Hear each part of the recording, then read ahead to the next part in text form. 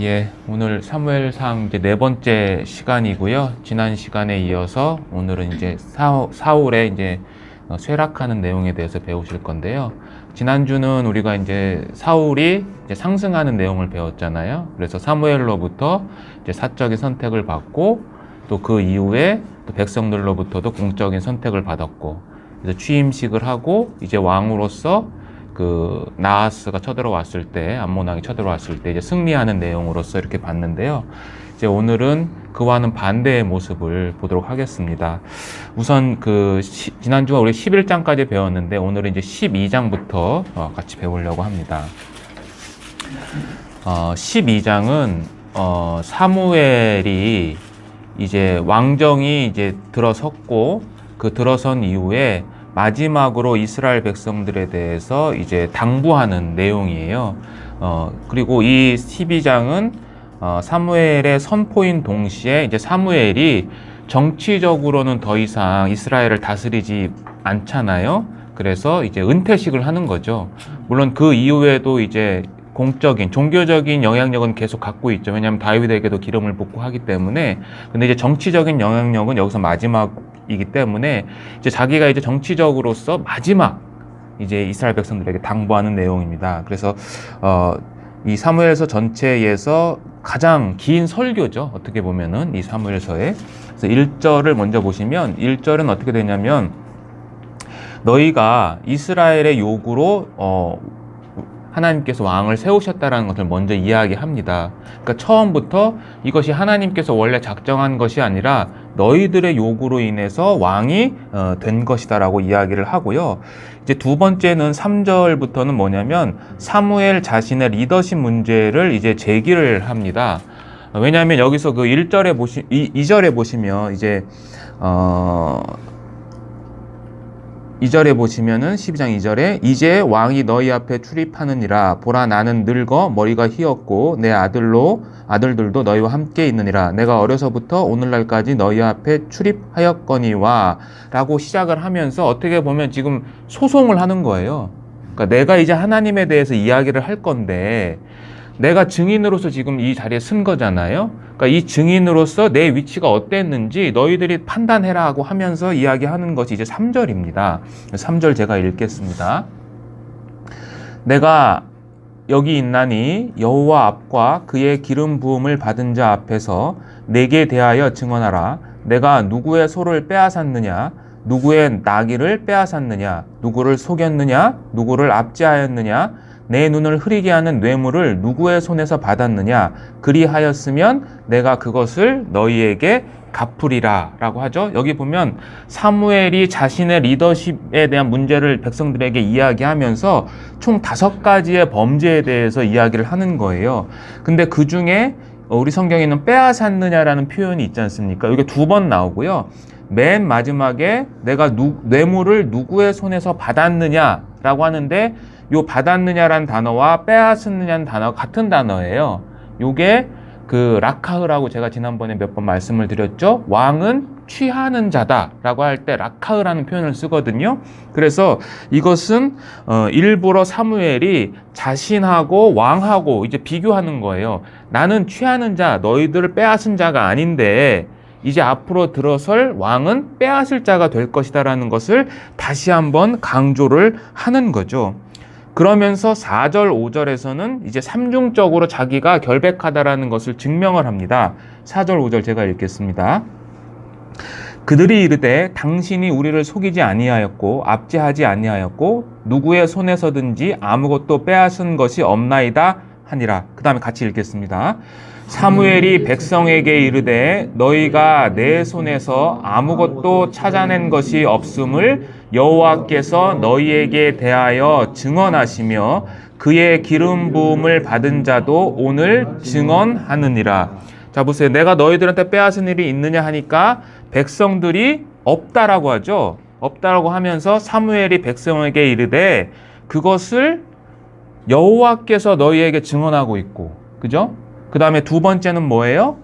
그의 기름 부음 받은 자도 증언하고 있다라고 하는 거잖아요. 그러니까 자신의 결백을 하나님도 지금 증언하시는 거고 왕도 증언하는 거고 백성들은 지금 당신이 빼앗은 것이 없습니다라고 했잖아요. 그래서 삼중적인 결백을 증명을 받는 거예요. 그러니까 자기가 증인으로서 이제 더 이상 손색이 없다라는 것을 이제 사무엘이 강조를 하는 거죠. 자, 그 다음에는 6절에서 11절까지는 드디어 하나님에 대한 이제 변증을 시작합니다. 왜 하나님에 대한 변증을 하냐면 너희들이 지금 하나님을 버리고 사람이 세운 왕을 세웠기 때문에 하나님이 지금까지 너희들을 다스리면서 잘못한 것이 없다라는 것을 이제 다시 한번 이야기를 하는 거예요. 그래서 족장 시대부터 해서 6절에서 11절까지는요, 창세기, 그러니까 족장 시대부터 시작해가지고 지금 현재 사사 시대까지 여호와께서 행하신 공의로운 일을 이제 요약을 하는 내용이 나옵니다.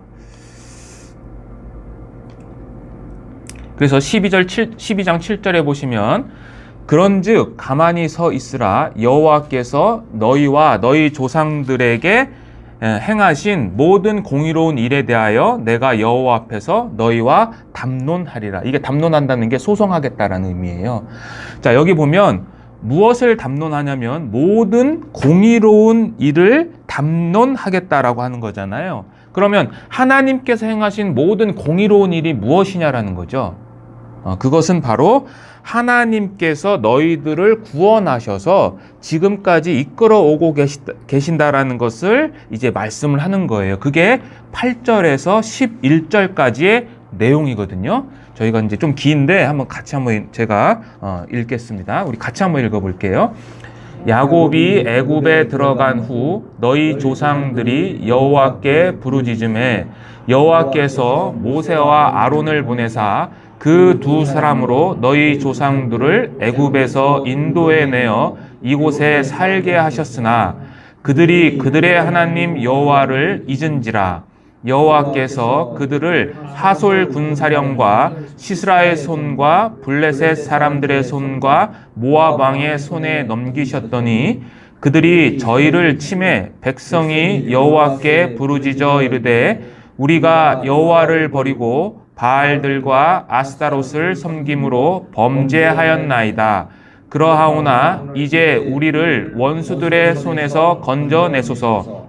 그리하시면 우리가 주를 섬기겠나이다 하매 여호와께서 여룻바알과 베단과 입다와 나 사무엘을 보내사 너희 사방 원수에서 건져내사 너희에게 안전하게 살게 하셨거늘. 이게 여호와의 공의로운 일을 요약하는 거예요.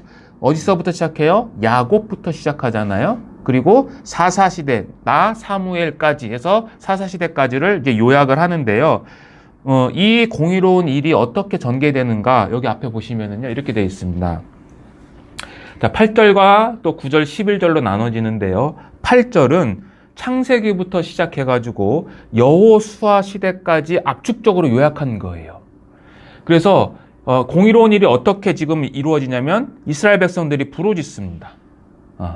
부르짖으면 하나님께서 보내십니다. 구원자를.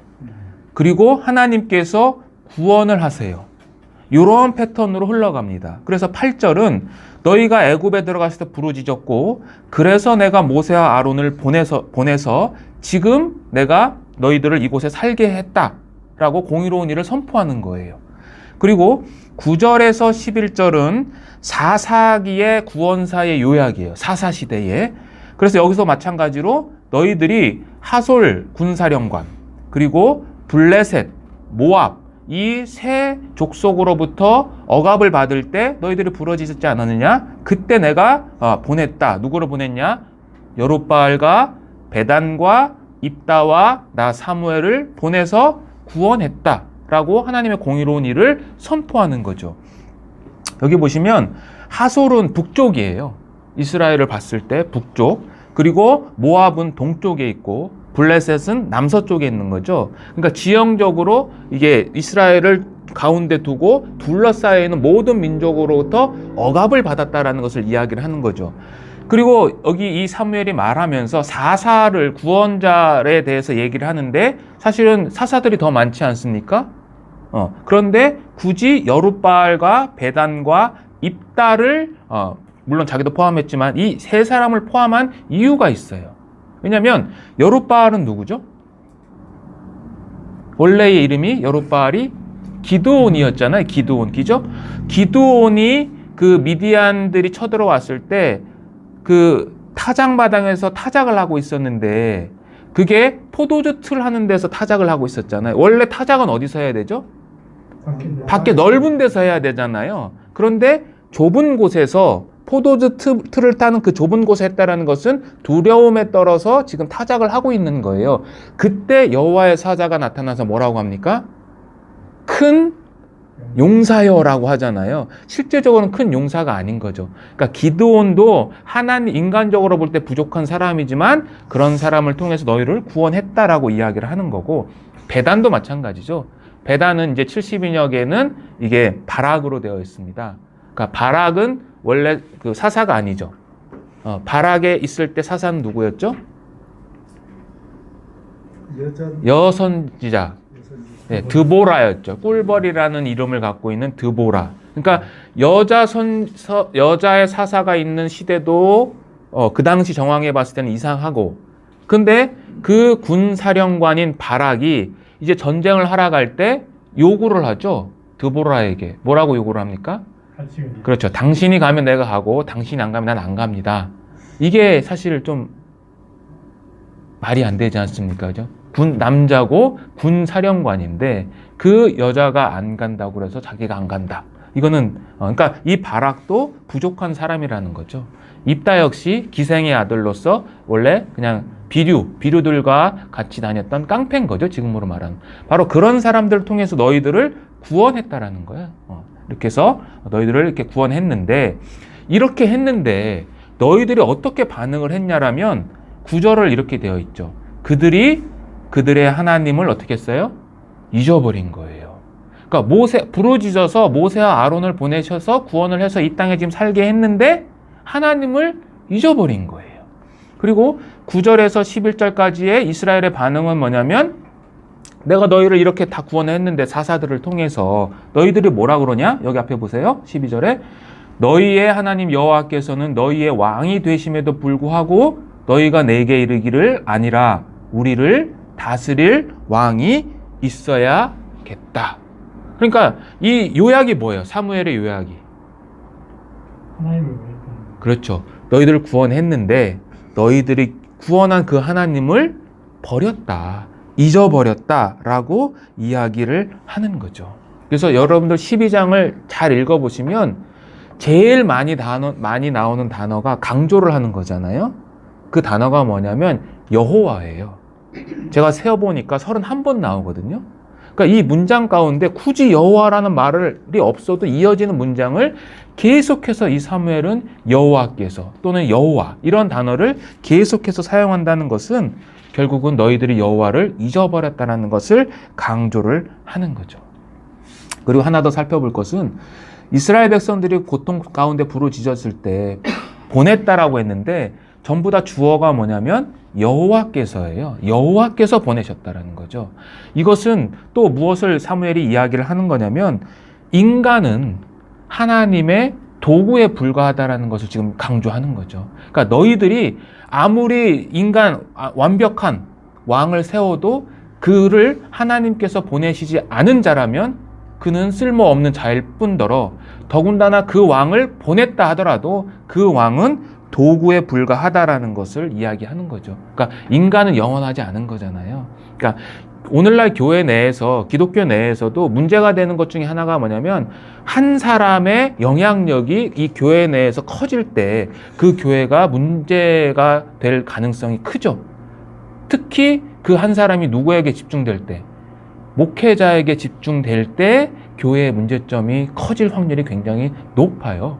근데 사실 구조상, 교회의 구조상, 왜냐하면 이 기독교는 여호와께서 주신 계시의 말씀을 중심으로 이 교회가 움직이기 때문에 그 말씀을 맡은 자의 비중이 높아질 수밖에 없긴 하지만 그 한 사람이 너무 사람들에게 추앙을 받게 되면 그 교회는 더 이상 하나님의 교회가 아니라 그냥 사람의 교회가 되는 거죠. 그래서 우리는 이런 것들에 대해서 사실 조심해야 할 필요가 있습니다.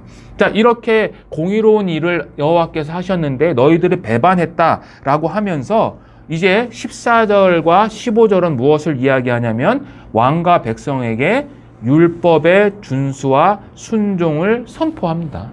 이렇게 선포를 하고요. 16절에서 18절은 너희들이 왕을 요구했는데 그 왕의 요구가 잘못됐다라는 것을 표징으로 제시를 합니다. 17절 읽겠습니다. 내가 여호와께 아뢰리니 여호와께서 우레와 비를 보내사 너희가 왕을 구한 일 곧 여호와의 목전에서 범한 죄악이 큼을 너희에게 밝히 알게 하시리라. 그러니까 우레와 비를 보내셔가지고 너희들이 왕을 세운 것이 잘못됐다라는 것을 이야기를 하는데 이때가 언제냐면 밀 베는 때라고 성경에 이렇게 되어 있습니다. 밀 베는 때에. 그러니까 밀 베는 때는 뭐냐면 이스라엘을 이제 기후를 보면 이스라엘의 기후는 크게 건기와 우기로 나눠져요. 그래서 우기는 언제부터냐면 10월부터 우리 달력으로 10월부터 그 이듬해 3월까지는 우기예요. 그리고 4월부터 시작해서 그 다음에 9월까지는 건기예요. 그런데 4월에는 때때로 늦은 비가 내릴 때가 있어요. 그래서 성경에 보면 이른 비와 늦은 비를 주겠다고 하잖아요. 그 늦은 비가 4월이에요. 그러니까 이스라엘의 기후는 5월부터는 결코 비가 내리지가 않아요. 9월까지는. 완전 건기예요. 근데 밀 베는 때가 언제냐면 5월 달이거든요. 그러니까 이것은 뭐냐?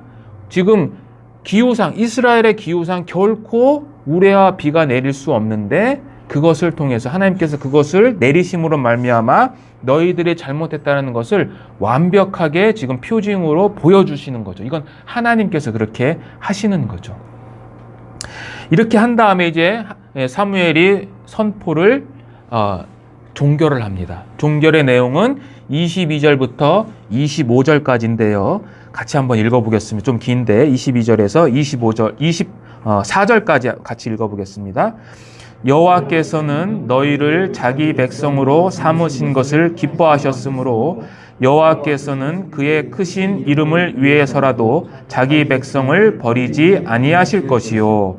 나는 너희를 위하여 기도하기를 쉬는 죄를 여호와 앞에 결단코 범하지 아니하고 선하고 의로운 길을 너희에게 가르칠 것인즉 너희는 여호와께서 너희를 위하여 행하신 그 큰 일을 생각하여 오직 그를 경외하며 너희의 마음을 다하여 진실이 섬기라. 만일까지 읽겠습니다. 만일 너희가 여전히 악을 행하면 너희와 너희 왕이 다 멸망하리라. 그러니까 마지막 종결이 딱 세 가지로 나눠집니다. 첫 번째는 뭐냐면요, 22절이에요. 여호와께서는 자기 백성을 버리지 않을 거야. 그러니까 너희들이 그렇게 계속해서 하나님을 잊어버리지만 하나님은 너희를 선택했기 때문에 너희를 버리지 않을 거야. 즉 이스라엘을 향한 하나님의 변함없는 사랑을 지금 하는 거죠, 사무엘이. 그리고 두 번째는 나 사무엘은 이제 아까 말씀드린 것처럼 정치적으로 은퇴하잖아요. 은퇴 후에도 계속해서 영적인 지도력을 통해서 너희들을 바른 길로 인도할 거야 라고 사무엘이 이야기를 하는 거죠. 이것은 이스라엘을 향한 사무엘의 변함없는 사랑인 거죠. 그리고 마지막으로는 여호와를 진실이 섬겨라 라고 되어 있는데 여기서 가장 큰 핵심 포인트는 저는 24절이라고 생각을 합니다. 그래서 24절에는 또 세 가지의 강조점이 되어 있어요. 24절에는 첫 번째는 뭐냐면 하나님이 이스라엘을 위해 하신 일을 기억하라. 두 번째는 하나님을 경외하라. 그리고 세 번째는 하나님을 진실하게 섬겨라. 이게 24절의 세 개의 강조점이거든요. 그러니까 그분을 기억하고 그분을 경외하고 그분을 진실하게 섬겨라 라고 이야기를 하면서 그런데 너희가 만일 여전히 악을 행하면 어떻게 된다고요? 너희가 세운 왕이 다 멸망한다라고 하잖아요. 그래서 요거는 신명기에 이렇게 되어 있습니다. 이게 좀 어려운 말로 신명기적인 가르침으로 이제 사무엘은 끝을 내는 거죠. 그러니까 율법에 기록된 대로 모든 것을 선포하고 사무엘이 이제 종결을 하는 거죠. 그리고 이 12장 이후로는 이제 사무엘은 공식적으로는 이제 은퇴를 하는 거죠. 그래서 여러분들이 이제 우리가 사무엘을 집중적으로 보지는 않았지만, 자, 한나를 통해서 태어난 이 사무엘이 어렸을 때부터 그 엘리 앞에서 하나님을 섬기고, 또 이스라엘 백성을 위해서 어떻게 살아왔는지 이 사무엘서에 잘 나와 있지 않습니까?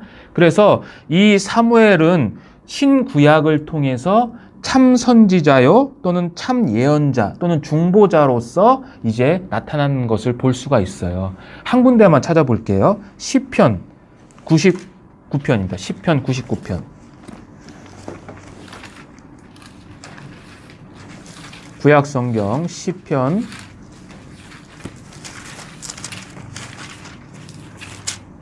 99편 6절 한번 보세요. 6절에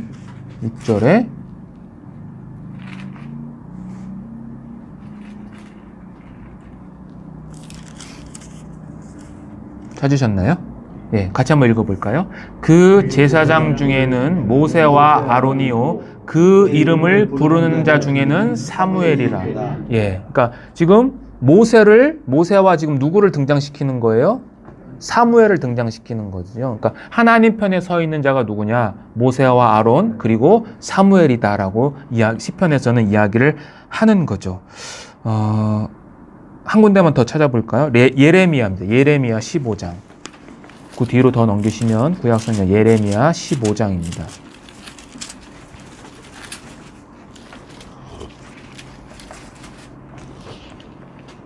(15장) 1절입니다. 같이 한번 읽어볼까요?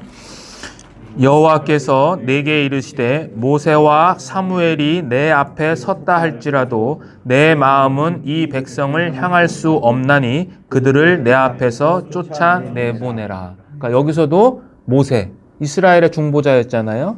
출애굽기 32장에서 그 시내산 밑에서 우상을 숭배할 때 그때 중보자였던 모세, 그러니까 위대한 자잖아요. 이스라엘 백성으로서. 근데 그 모세와 함께 누구를 등장시키냐면 예레미야는 사무엘을 등장시키는 거죠. 그러니까 지금 이 예레미야서에 기록된 이스라엘 백성들의 죄가 얼만큼 크다라는 것을 지금 강조하는 거거든요. 너희들이 지은 죄가 모세가 와도 안 되고 사무엘이 와도 안 된다라고 하나님은 이야기하시는 거고, 그것은 반대로 모세와 사무엘은 이스라엘 백성들 입장에서는 굉장히 중요한 중보자의 역할을 하는 자로서 지금 나타나는 거잖아요. 그러니까 이렇게 신약에도 이제 히브리서 11장에 이제 사무엘에 대한 그 사사에 대한 그 명단이 등장을 하는데, 그만큼 이 사무엘은 이스라엘 역사 가운데에서 굉장히 중요한 그런 위치에 서 있었다는 것을 알 수 있죠. 비록 그의 두 아들, 가정은 온전하진 못했지만 하나님 앞에서는 그가 할 수 있는 모든 것을 통해서 섬겼다라는 것을 우리는 알 수 있는 거죠. 자, 이렇게 해서 이제 사무엘의 공식적인 은퇴와 이스라엘 왕 제도에 대한 마지막 이제 선포를 하고 나서 이제 드디어 13장에서는 사무엘이 이제 버려지는 내용이 등장을 합니다.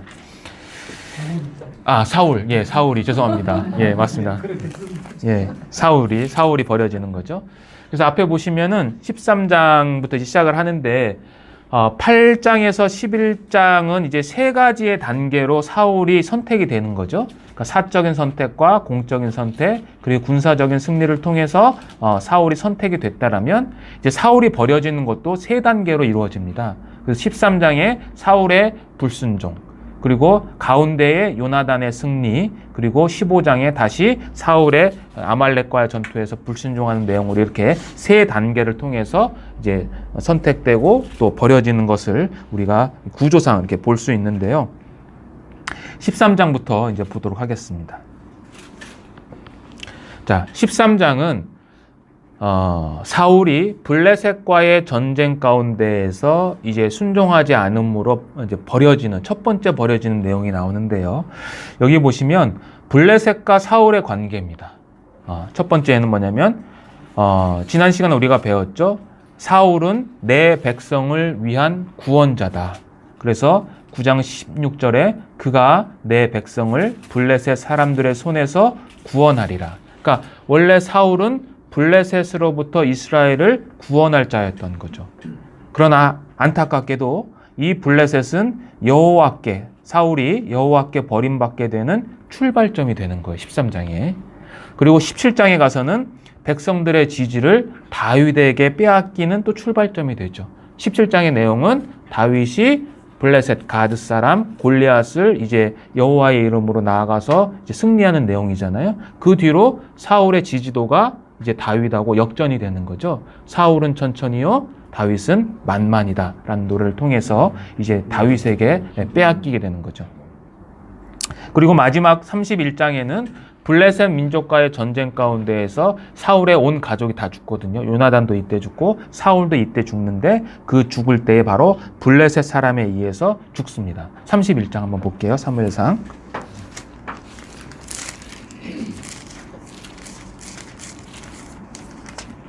(31장) 2절 보세요. 2절 제가 읽겠습니다. 사무엘상 31장 2절. 블레셋 사람들이 사울과 그의 아들들을 추격하여 사울의 아들 요나단과 아비나답과 말기수아를 죽이니라. 네, 그러니까 블레셋에 의해서 죽죠. 그래서 이 블레셋과 사울과의 관계는 어쨌든 이스라엘을 구원할 자에서 이제는 자기가 버림받고 죽게 되는 그러한 결과를 맺게 하는 그러한 원인이 되는데요. 실제적으로 사울의 근본 문제는 블레셋이 아니죠. 블레셋 때문에 죽은 게 아니잖아요. 블레셋 때문에 왕위에서 찬탈된 게 아니잖아요.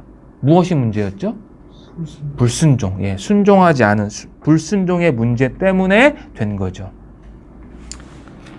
자, 그래서 이제 블레셋과의 이제 전쟁을 이제 합니다. 13장에 보면은 요나단이 먼저 선제 공격을 해요. 그래서 13장 3절에 보면 요나단이 게바에 있는 블레셋 사람의 수비대를 쳤다라고 되어 있습니다. 13장 3절에 보면 여기 보면 게바라는 지역이 나오죠. 이 블레셋 수비대가 있었던 이 게바는 당시 사울 왕국의 수도가 어디냐면 기브아예요. 그래서 그 기브아에서 한 5km 정도 떨어진 곳이거든요. 그러니까 지금 이 사울 왕국이 굉장히 위험에 처해 있다는 것을 알 수 있는 거죠. 그때 요나단이 먼저 이제 전쟁을 한 거죠. 자, 그래서 사울이 그거로 말미암아 이제 전쟁을 선포하고 길갈에 이스라엘 백성들이 모여듭니다. 이제 전쟁을 해야 되니까 선포를 하고 이제 모여드는데 블레셋이 반격을 합니다. 3절에서 4절에 보면 이렇게 되어 있습니다. 13장 3절에서 4절에 블레셋 사람들이 이스라엘과 싸우려고 모였는데 병거가 3만이요 마병이 6,000명이요 백성은 해변의 모래같이 많더라. 그들이 올라와 베다엔 동쪽 믹마스에 진쳤다라고 되어 있죠. 요 믹마스도 기브아에서 굉장히 가까운 곳에 있는 그곳에 지금 병거가 모였는데 병거가 3만이고 그리고 마병이 6,000명입니다. 그래서 이 13장을 자세히 읽어보시면 지금 사울과 함께한 자는 총 몇 명이냐면 3,000명이었어요. 그래서 자기와 함께하는 사람은 2,000명. 그리고 자기 아들 요나단에게 1,000명을 떼줬거든요. 어쨌든 전체가 다 3,000명인데 그에 비해서 블레셋 민족은 36,000명. 12배가 많은 숫자가 지금 모여 있는 거예요. 특히 마병이 6,000명이고 병거가 3만인데 사사시대에 하솔왕이라는 자가 병거 900승을 가지고 이스라엘을 지배했거든요. 근데 몇 년을 지배했냐면 20년을 지배했다고 되어 있어요. 그러니까 그거에 비해서 지금 엄청난 병거가 모인 거잖아요. 그러니까 이스라엘에 큰 위험이 닥친 거예요.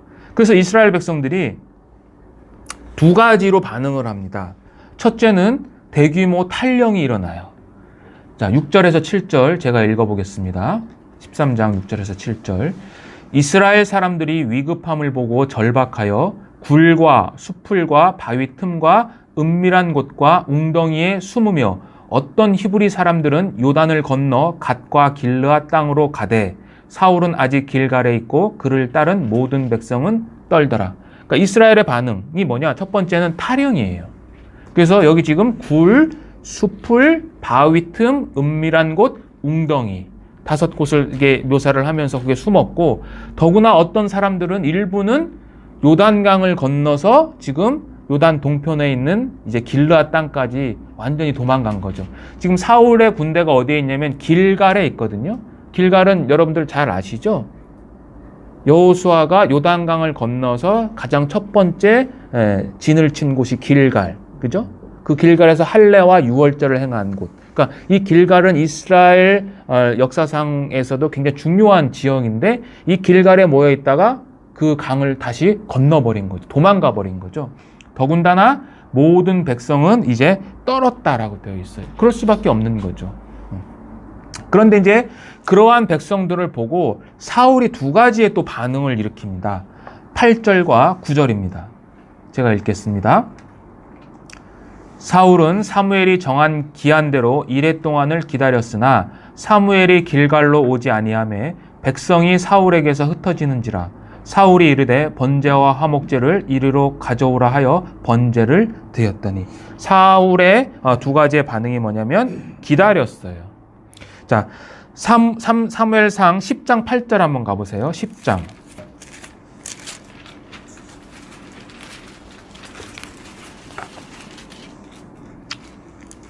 10장 8절에 보면, 자, 같이 한번 읽어볼까요?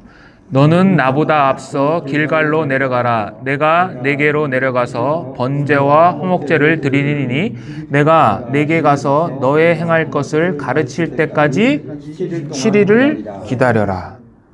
이 말씀은 생각났다는 거죠. 그래서 지금 사무엘을 기다리고 있는데 여기 보시면 이게 너무 안타까운 거예요. 이레 동안을 기다렸어요. 그러니까 7일을 기다렸거든요. 근데 마지막 순간을 못 참은 거죠. 그래서 번제를 드리게 된 거죠. 자, 7일 동안 기다린 거는 그래도 어느 정도 순종한 거죠.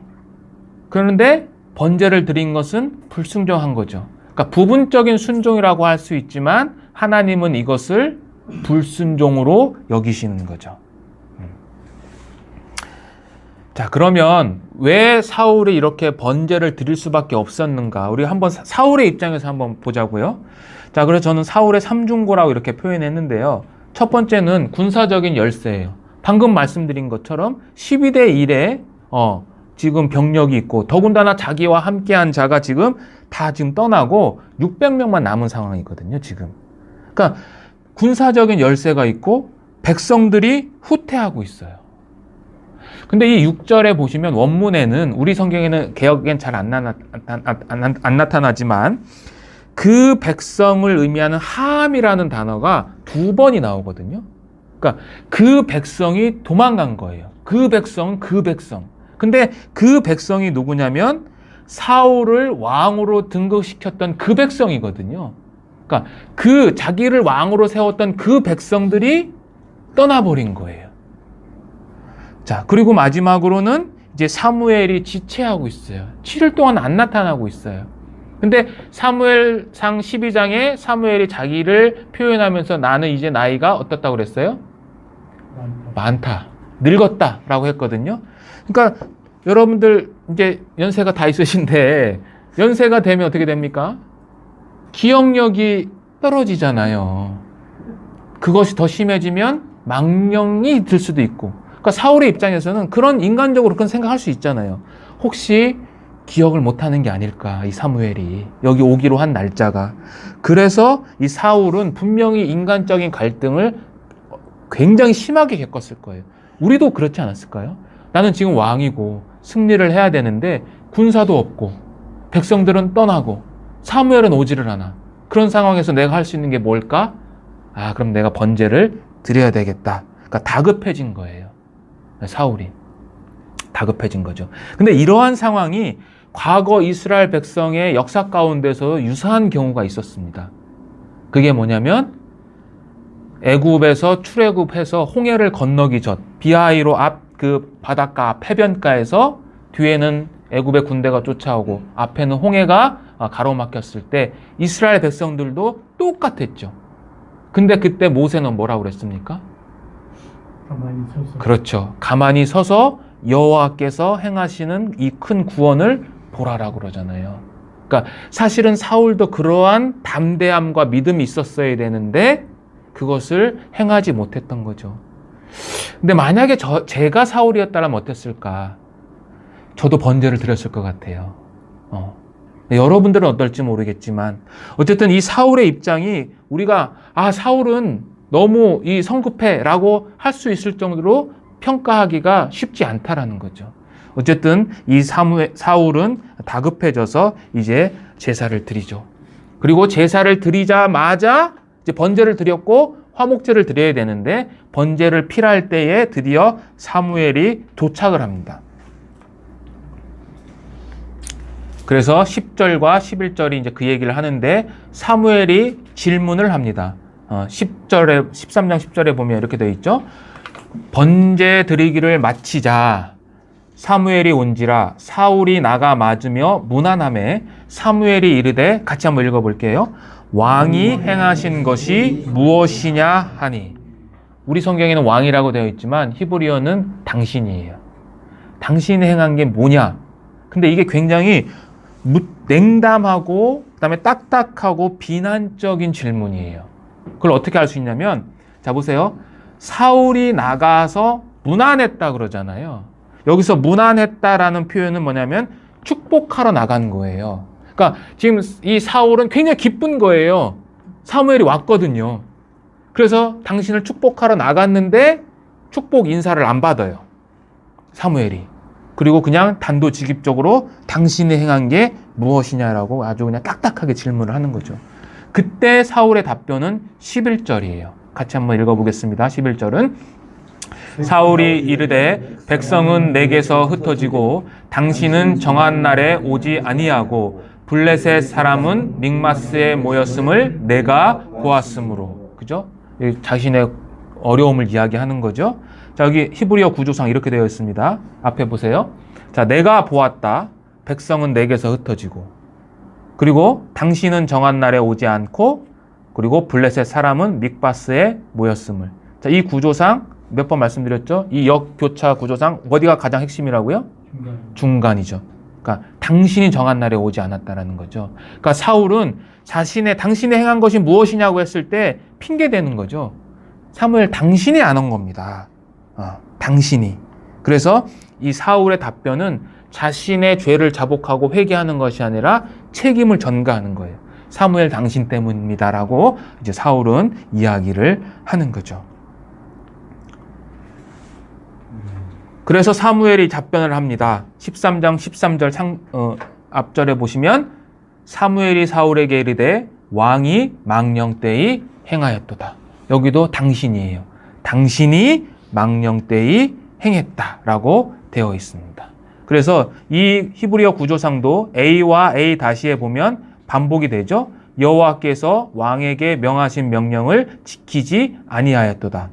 그리고 A-에도 여호와께서 왕에게 명령하신 바를 왕이 지키지 아니하였다. 이 왕이 여호와의 명령을 지키지 않았다는 것을 앞뒤로 감싸서 다시 한번 강조를 하는 거죠.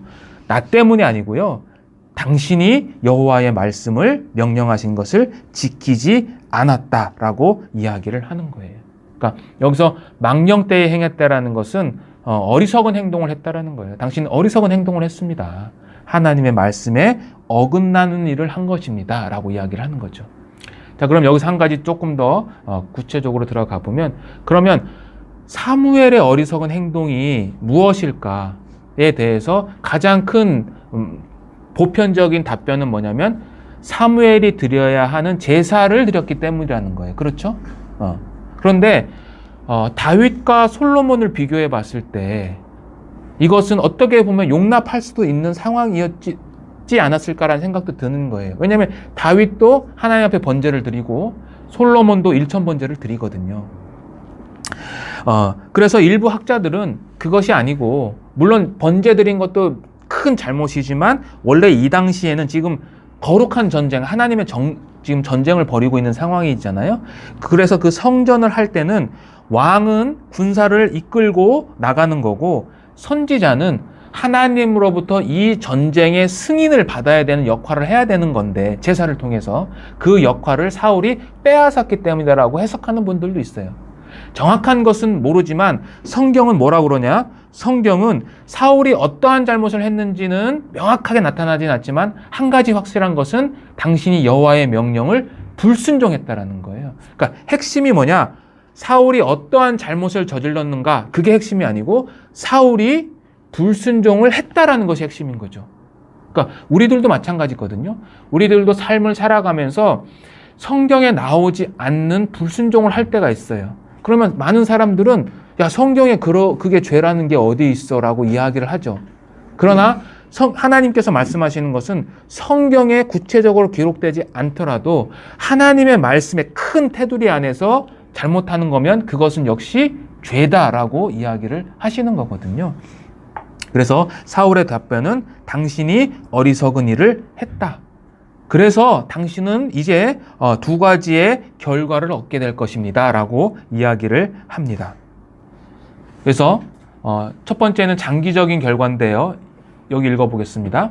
그리하였더라면 여호와께서 이스라엘 위에 왕의 나라를 영원히 세우셨 것이거늘 지금은 왕의 나라가 길지 못할 것이다. 그러니까 첫 번째는 뭐냐면 당신 사울의 왕조가 하나님께서 미래를 번영하게 해주겠다. 영원한 왕조를 세우겠다고 했는데 그 계획이 무효화됐다라고 이야기를 하고, 단기적인 결과는 뭐냐면 이제 하나님께서 당신의 마음에 합한 자를 지도자로 세웠다. 그러니까 새로운 지도자, 하나님의 마음에 맞는 새로운 지도자를 세우셨다라고 이 두 가지의 결과를 이야기를 하는 거죠. 여기서 그의 백성의 지도자로 삼으셨다라는 이 표현도 이제 사울이 등극할 때 지도자로 삼았다라는 그 표현하고 같은 거예요. 자, 여기서 이제 여러분들 아시겠지만 그 마음에 합한 자가 누구예요? 이제 다윗이 이제 등장을 하게 되는 겁니다. 그래서 이 사울이 이제 비극적인 결말의 시초가 13장에서 시작이 되는데, 이 사울은 어떻게 보면 아담하고 좀 비슷합니다. 아담하고. 왜냐하면 첫 번째 사울도 왕이었죠. 아담도 누구였습니까? 인류 최초의 왕이었어요. 하나님으로 대리 통치의 명을 받은 최초의 왕. 그리고 둘 다 여호와의 명령을 위반했어요. 계명을 어겼어요. 그리고 둘 다 자기 행동에 책임을 졌어요, 안 졌어요? 안 졌죠. 핑계댔죠. 사울은 사무엘에게, 아담은 누구에게? 하와에게. 당신이 만드신, 첫 번째는 당신이고 두 번째는 하와 때문에 내가 선악과를 먹었다. 그래서 아담은 그 자신의 죄 때문에 영원한 생명을 잃게 됐죠. 그죠? 그리고 사울은 하나님께서 약속하신 영원한 왕조를 잊어버린 거죠. 그래서 이 둘 사이에는 이러한 유사성이 있는 거죠. 그래서 모든 사람, 사울이나 아담뿐만 아니라 모든 사람에게 있어서 하나님의 율법, 하나님의 말씀에 대한 불순종의 결과가 뭐냐면 그에게 부여해 주신 지위와 특권의 상실이에요. 우리들에게도 동일한 거죠. 우리들에게 주신 지위가 있어요. 하나님의 자녀라는 그 지위, 그리고 그 자녀로서 누릴 수 있는 특권이 어마어마한 거잖아요. 그것을 우리가 잃어버리게 되는 거죠. 하나님의 말씀을 어겼을 때에. 자, 이렇게 되는 거고, 이제 13장은 이렇게 끝이 나고요. 14장은 이제 요나단의 이야기가 다시 등장을 합니다. 근데 이 요나단의 이야기를 등장하면서 요나단을 부각시키는가 동시에 사울이 얼마나 부족한 자인가를 또 한 번 묘사를 해요. 그래서 14장에 보면 이제 13장에서 지금 이어지는 겁니다. 계속해서 이제 블레셋의 위협이 있어요. 그래서 이스라엘의 군사적인 상황이 뭐냐면 이렇게 5가지가 있는데, 첫 번째는 이제 무기의 열세, 군사 무기가 열세했어요. 13장 22절에 보면 싸우는 날에 사울과 요나단과 함께한 백성의 손에는 칼이나 창이 없고 오직 사울과 그의 아들 요나단에게만 있었더라. 그러니까 철로 된 무기가 없었던 거죠. 이거 제가 첫째 번 시간에 말씀을 드렸죠. 자, 두 번째는 군사의 수적인 열세가 있었어요. 600명밖에 남지 않았어요. 지금 사울에게 3,000명이 있었는데 그나마 2,400명이 사라져 버렸어요. 그리고 군대 사령관인 사울이 몰락했어요. 13장에서 불순종함으로 말미암아. 그리고 네 번째는 전략이 없어요. 그리고 마지막으로는 사기가 완전히 떨어졌어요. 다 군대를 다녀오셨겠지만 군대에서 제일 중요한 게 무기도 중요하고, 그죠? 군인 수도 중요하고, 또 전략도 중요한데 더 중요한 게 뭡니까? 사기예요. 군인이 사기가 떨어지면 전쟁을 할 수가 없거든요. 근데 이스라엘 백성들은 완전히 사기가 떨어진 거예요. 이 블레셋의 위험 앞에서. 근데 그때에 오직 요나단만이 이제 하나님의 능력을 믿고 전쟁을 하러 나아가는 거죠. 그래서 공격을 먼저 제안합니다. 14장 1절 보겠습니다. 1절. 하루는 사울의 아들 요나단이 자기의 무기를 든 소년에게 이르되 우리가 건너편 블레셋 사람들의 부대로 건너가자. 먼저 제안을 하는 겁니다. 이제 무기 든 자에게. 자, 그럼 요나단의 신앙이 여기 나오는데요. 믿음의 고백이 6절에 나와요. 왜 그러면 단 둘이 저 블레셋 진영에 가냐. 6절 같이 한번 읽어보겠습니다. 요나단이 자기의 무기를 든 소년에게 이르되 우리가 이 할례 받지 않은 자들에게로 건너가자. 여호와께서 우리를 위하여 일하실까 하노라. 여호와의 구원은 사람이 많고 적음에 달리지 아니하였느니라. 이게 요나단의 신앙이고 믿음의 고백이에요. 자, 이들을 뭐라고 그러냐면 할례 받지 않은 자들이다라고 이야기를 하는 거죠. 할례 받지 않은 자들이라는 표현이 어떤 의미인지 아시죠? 그러니까 여호와의 언약에 속하지 않은 자들인 거예요. 그러니까 이건 전쟁 구호가 아니라 종교적인 구호인 거죠. 그러니까 다윗도 이제 골리앗과 싸우러 나갈 때 할례 받지 않은 자라는 표현을 하거든요. 그러니까 요나단도 그거하고 동일한 표현을 하는 거죠. 그러니까 다윗이 그러잖아요.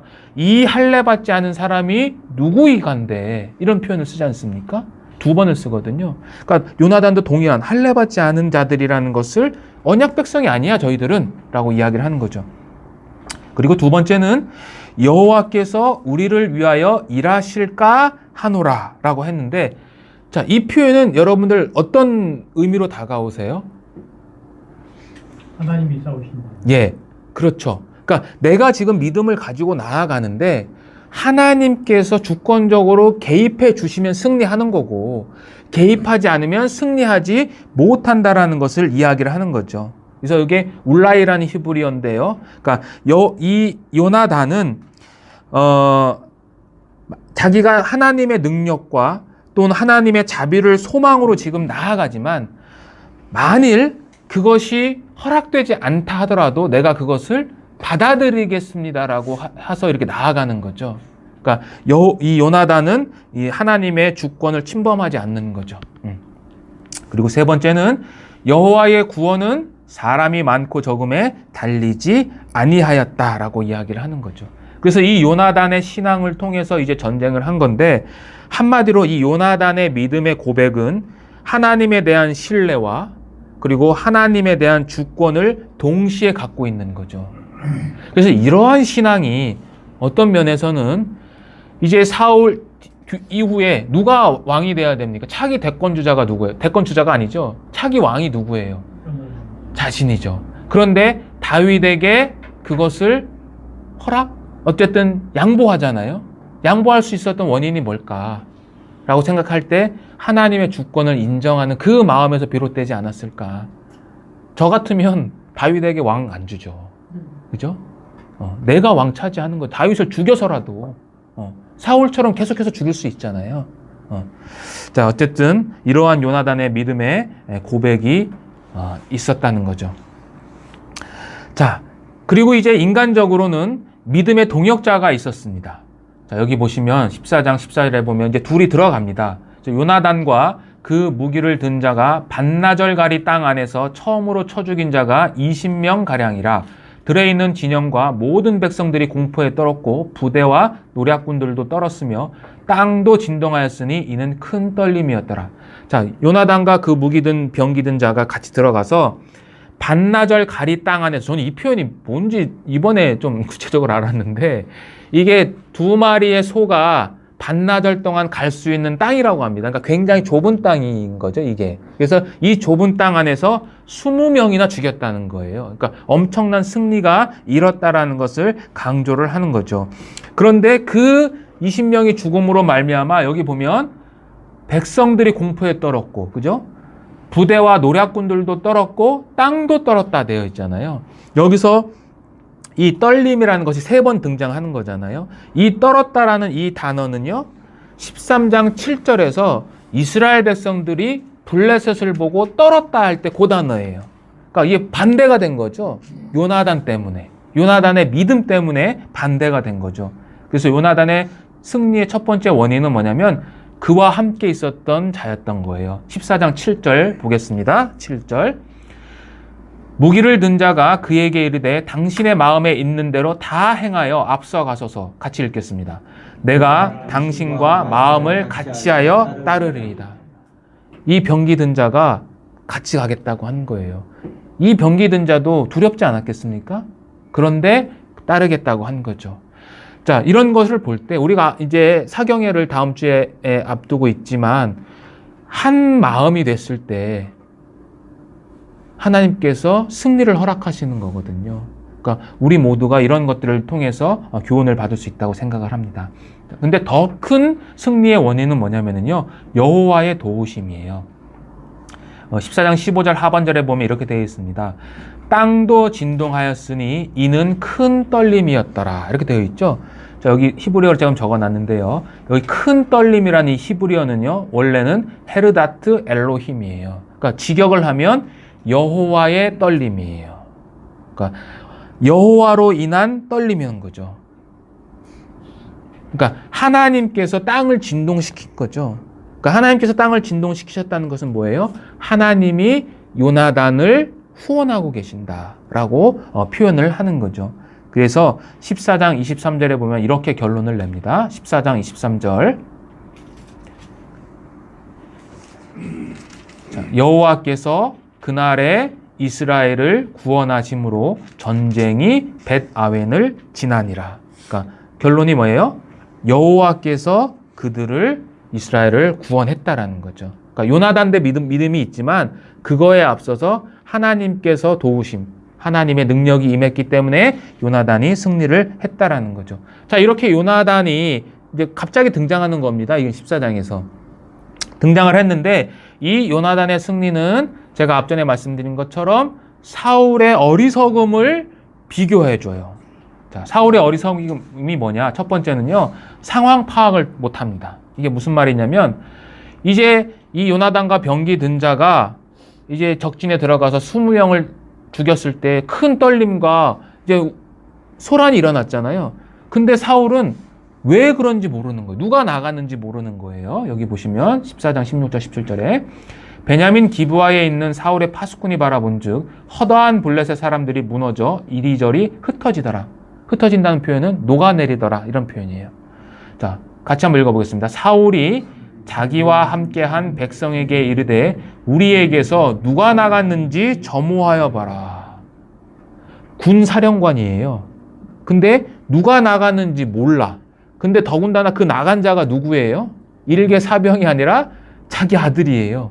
모르죠. 자, 이것은 사무엘서에서 마치 엘리와 같죠. 엘리가 한나가 기도할 때 한나가 뭘 하는지 몰랐죠. 그냥 술 취해서 그냥 주정하는 줄 알았죠. 사울도 똑같은 거죠. 그러니까 어리석은 거예요. 상황 파악을 못해요. 그 다음에 두 번째는 뭐냐면요, 이제 거기서 우왕좌왕하니까 이제 전쟁을 하기 위해서 이제 하나님께 물어보려고 합니다. 이 사울이. 그건 잘했어요. 그런데 그 제사를 중단시킵니다. 14장 18절 19절 제가 읽겠습니다. 사울이 아히야에게 이르되, 이 엘리의 후손입니다. 하나님의 궤를 이리로 가져오라 하니 그때의 하나님의 궤가 이스라엘 자손과 함께 있음이니라. 사울이 제사장에게 말할 때에 블레셋 사람들의 진영에 소동이 점점 더한지라. 사울이 제사장에게 이르되, 같이 읽어볼게요. 내 손을 거두라. 네. 자, 여기서 이제 궤를 갖고 오라고 하는데 70인역에는 이 궤가 아니라 우림과 둠빔, 에봇을 갖고 오라고 되어 있어요. 근데 에봇이 성경적으로 더 맞는 것 같습니다. 왜냐하면 당시의 언약궤는 어디에 있어요, 지금? 기럇 여아림에 아직 있습니다. 첫 번째 그렇고요. 두 번째는, 자, 대제사장인 아히야가 지금 사울 곁에 있고 대제사장의 의복에는, 에봇에는 우림과 둠빔이 있거든요. 예. 자, 우림과 둠빔이 있고, 그리고 구약에는 어디에도 법궤를 통해서 하나님의 뜻을 물어본 경우가 없어요. 그래서 여기서는 이제 에봇이 더 맞다라고 생각을 하는데, 어쨌든 그 에봇을 통해서 하나님의 뜻을 묻고 하나님께 묻는다는 건 어떤 의미에서 예배 드리는 거거든요. 지금 기도하는 거잖아요. 그런데 블레셋 사람의 진영이 점점 더하니까 그걸 중단시켜버린 거예요. 그러니까 사울이 굉장히 어리석은 거죠. 그러니까 지금 이 사울은 하나님의 뜻보다는 지금 자신이 먼저 나가서 승리할 것만 생각을 하는 거죠. 자신의 지혜만 생각을 해서 지금 이러한 행동을 하고 있는 거죠. 근데 어떤 면에서 지금 보세요. 큰 떨림이 일어났잖아요. 땅이 흔들렸잖아요. 그리고 이리저리 흩어지잖아요. 이것은 구약 성경의 전형적인 하나님께서 개입하신 전쟁의 모습이에요. 그럼 하나님이 이미 움직이셨잖아요. 그러면 하나님의 뜻을 물어볼 게 아니라 어떻게 해야 돼요? 바로 전쟁에 들어가야 되는 거거든. 이미 하나님께서 하고 계시니까 뒤에서 다시 한번 하나님께 물어보는 역할을 하는, 물론 그럴 수도 있지만 하나님께서 지금 움직이고 계시고 자기 아들 요나단이 거기에 있으면 아버지의 입장으로서도 가야 되는데 그렇지 못하고 더군다나 그 제사를 중단시켰다는 거죠. 그러니까 사울이 계속해서 어리석다라는 것을 보여줘요. 그리고 또 세 번째 어리석은 건 뭐냐면 군인들에게 금식을 명했습니다. 18절, 19절, 14장 읽겠습니다. 이날에 이스라엘 백성들이 피곤하였으니 이는 사울이 백성에게 맹세시켜 경계하여 이르기를 저녁 곧 내가 내 원수에게 보복하는 때까지 아무 음식물이든지 먹는 사람은 저주를 받을지어다. 금식을 명해요. 군인이 배고프면 됩니까? 안 되잖아요. 그러니까 근데 금식을 명해요. 근데 이 금식을 명한 이유가 뭐냐는 거예요. 그 이유가 이거죠. 내가 내 원수에게 보복하는 때까지. 이게 히브리어로 제기형 동사인데요. 직역을 하면 이런 표현이에요. 내가 내 자신을 위해 내 원수들에게 보복하는 때까지 기다려라. 먹지 말라 이거예요. 그러니까 자신의 욕망을 채우기 위해서 지금 백성들을 괴롭히게 되는 거죠. 근데 자신이 버림받게 된 것이 결국은 자기 때문이 아니라 블레셋 때문인 거잖아요. 근데 그 고충을 이제 자기 백성들에게 이야기를 하는 거죠. 자, 그래서 금식으로 인한 두 가지 폐해가 나타났습니다. 첫 번째는 요나단의 입술을 통해서 나타나는데 14장 26절입니다. 같이 한번 읽어볼게요. 요나단이 이르되 내 아버지께서 뭐라고요? 14장 26절이요? 27절 27절, 네. 네. 요나단이 이르되 내 아버지께서 이 땅을 곤란하게 하셨다. 첫 번째는 땅을 곤란하게 했다는 거예요. 땅을 괴롭혔다라는 거예요. 사울이 백성들에게 금식을 명함으로 말미암아 그 땅이란 것은 백성이에요. 그 백성을 괴롭혔다는 거거든요. 근데 여기서 사용된 이 아카르라는 이 괴롭히다라는 단어는 성경 어디에 사용이 되냐면요. 여호수아서에서 아간에게 사용된 표현이에요. 여호수아서 한번 볼까요? 여호수아서 7장입니다.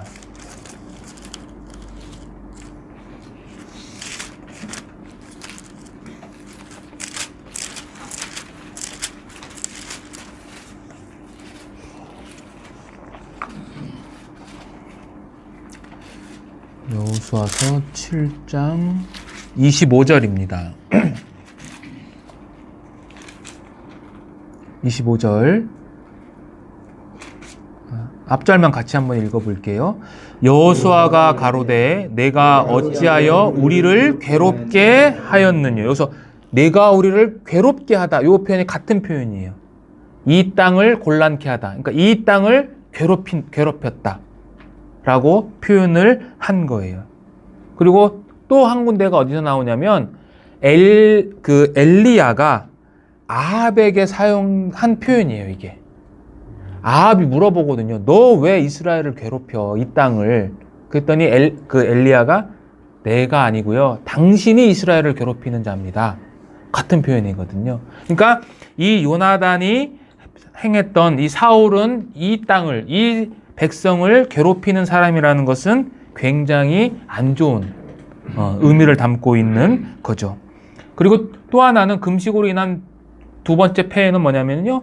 백성들로 인해서 두 가지의 죄를 짓게 만들었습니다. 그 첫 번째는 뭐냐면 백성들이 그 짐승을 핏째 먹었어요. 그래서 14장 32절, 33절에 보면 핏째 먹었다라는 것이 이제 두 번 표현이 되는데요. 구약 율법에 의하면 짐승은 피를 다 빼고 먹어야 되는 거예요. 그리고 그 율법은 이스라엘 백성들에게 주시기 전에 이미 창세기 9장에서 노아에게 주신 명령이에요. 피를 먹지 말라.